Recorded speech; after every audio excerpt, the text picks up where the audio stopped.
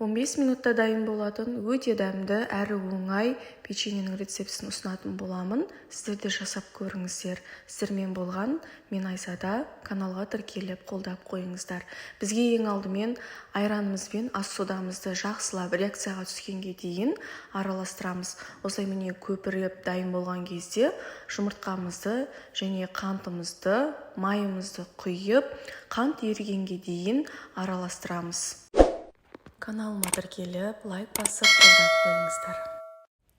Қанты еріп дайын болғаннан кейін, жақсылап араластырып болғанымыздан кейін ұнымызды саламыз. Ұнды мен алдын ала електен өткізіп дайындап алдым. Осылай қолымызбен жақсылап қамырды елейміз. Елеп дайын болған қамырды ешқандай да холодильникке салудың қажеті жоқ. Бірден осылай дөңгелекте формасын келтіріп, бетіне жұмыртқаның сарыуызына біраз қасық сүтімізді құйып, барлық жеріне тигізіп жағып шығамыз.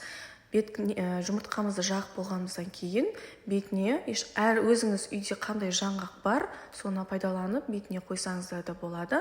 Мен осылай арахис түрін пайдаландым. Қызып тұрған пеште 200 градуста 15-20 минутта пісіп шығады. Өте оңай әрі дәмді.